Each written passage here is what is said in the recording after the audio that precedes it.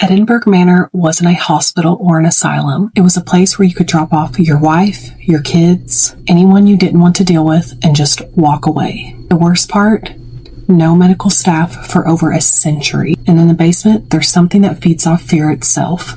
They call him the Joker. I'm Amanda from The Haunted Land. Today I'm discussing Edinburgh Manor in Scotch Grove, Iowa. I'm going to give you the full story from when it opened as a poor farm to the tragic deaths that happened here and to the spirits that still roam these halls. And I'm warning you now, some of these spirits just want to be remembered, but others want you to be afraid. Stick with me because we're starting at the very beginning. Back in June of 1840, the seat of Jones County, Iowa, a land grant signed for courthouse purposes.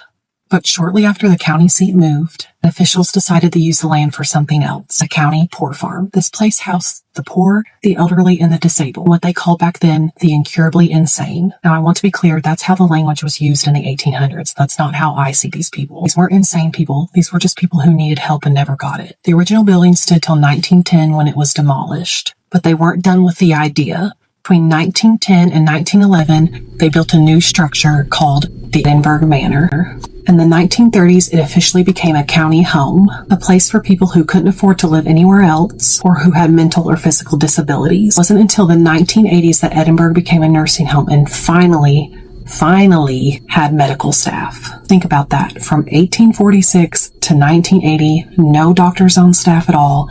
You're dealing with people that have mental and physical disabilities and I'm sure needed care in other ways and received none. Edinburgh Manor stayed in operation until November 2010. From its earliest days, Edinburgh Manor's walls have witnessed lives with hardship.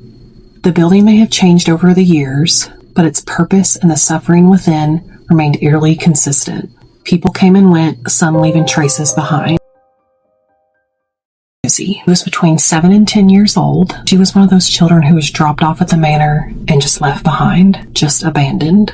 Susie has been spotted in room 106, or running and playing in the hallways. Visitors bring her toys, especially light-up ones. And here's what makes Susie different from the others. She likes to hold hands with the living. Investigators have felt tugging on their clothes and felt like a little small hand was being put into theirs. The owner says she is a sweet spirit.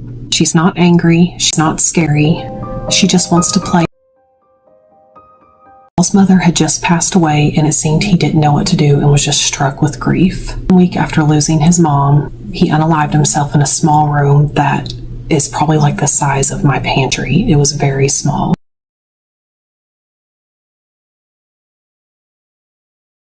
Paul is still there. Investigators have heard his name on EVPs multiple times. I really hope that he can get some peace. In the blue room on the woman's wing, there's a woman who just rocks back and forth. She's completely unaware of her surroundings, lost in whatever moment she's reliving, but not everyone in this building is innocent. The woman's wing has multiple active spirits. Some of them have a very dark story. The woman who looks like she's straight out of the 1950s. Hair fixed, makeup done, dressed like a proper housewife of that era. She was harassed by a male from what the owner said, and from what it seems like he's still following her. I just hate that even in the afterlife she couldn't get away from this. The owner has a photo album filmed with evidence from investigators, and there's a photo of a girl and she's standing there taking a picture with her phone, and it looks like something is reaching behind her trying to grab her. It's creepy. There's a male presence on the women's wing, and women who visit report feeling watched, feeling uncomfortable, feeling like someone is standing too close behind him.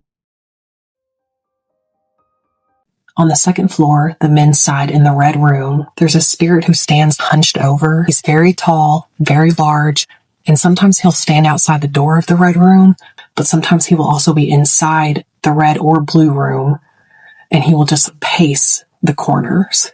And the owner has footage from investigators of this man that stands outside the red and the blue room. The owner said sometimes the deputy sheriff would get called out there if residents would show up missing, and he told Cindy about this man as well. So on the landing of the second floor, a full apparition of a woman in a white dress. The woman appears, she turns around, and then vanishes. No one knows who she is. No one knows what she wants. So we've got spirits who are sad, spirits who are watching. We got little Susie who's just being a kid. But what do you guys think so far? Drop a comment and let me know. I need to collab with somebody because I want to go somewhere, but I do not want to go alone. I am scared. So I'm going to go off on a tangent a little bit. I was looking up stuff on Reddit for my next story, and people were discussing the most haunted places that they've been to. Edinburgh Manor was mentioned in there so many times. Room 200 might be one of the most active rooms. One of the owner's friends stayed the night there with his dog, and he kept feeling something grabbing his foot and squeezing it, and his dog was barking and losing it, and his dog normally doesn't do that. So he calls the owner. He's trying to like make sense of it in his mind. She even told him to leave. But then a week later, an investigator came and stayed in that room, and they got on their EVP, "I grabbed you." I just can't. People have been scratched in this room. Whatever is in room 200, it's on a whole different level. I want to go here, but I cannot go alone. It's physical. It's aggressive. The scratches people get, they aren't minor. She had a picture in her photo album of a guy that got scratched, and it was huge. The owner even warned people, like, are you sure you want to stay? But as dangerous as room 200 is, it's nothing compared to what is waiting in the basement. Now let me tell you about the Joker. The Joker lives in the basement. He's tall, he's slender, and the owner describes him as a malevolent presence. Sometimes he appears as a white apparition, sometimes he's a black shadow. He moves between rooms, but he seems to favor the boiler room and the padded cell. And the Joker doesn't just watch, he throws things, dishes, objects, whatever he can get his energy around. He pulls people's hair, he scratches, he pushes, and here's what makes him truly dangerous. He feeds off fear. A paranormal investigation group went to an overnight investigation, and they were down in the basement, and they had a voice recorder. They asked, are you a resident here, and were you a patient at Edinburgh Manor? They got a scream on the recording, like a creepy scream. Now, if you do decide to go to Edinburgh Manor, I feel like the basement is kind of where you just need to be careful. That's his territory, and he does not seem to like visitors very much. Here's what nobody can explain. The Joker doesn't seem to be the only one in the basement. There's a man about 6'3" with a black beard. He wears a leather duster and a flat brim round top hat. And all he does is stand in the corner of one of the basement rooms, watching, and then he disappears. The owner has no idea who he is. He doesn't match any of the documented residents. And I think that's the most unsettling part, is the spirits that are there that they don't know who they are. Now, all of this isn't just stories. I try very hard to find the information from people that actually work at the place or own the place. The staff member said they had video footage from security cameras showing shadow figures that shouldn't be there.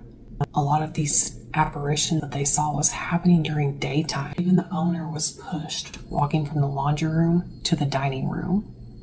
There were so many things that has happened here. I didn't even know where to begin. I thought that my Pat Montadon story was insane. You can watch that if you would like. If you would like to do ghost tours or ghost investigation, Edinburgh Manor is still open. What is that, bro? You can walk those halls. You can sleep in those rooms. In room 200, I definitely would not do that by myself. The second something grabbed my foot, I'd be like, I'm out of here. Yeah, I'll just do it. No big deal. I'll just dive into it and just... That would be terrifying. You can see if Susie will hold your hand, or the Joker may throw something at your head. I'm glad I have a big noggin. So here's my question for you. Would you go to Edinburgh Manor? Drop a comment and let me know. And tell me which room you'd stay in. If this story got to you, hit that subscribe button and turn on the notifications. I cover the dark history and hauntings behind America's most haunted locations. Thanks for watching, and I'll see you in the next one.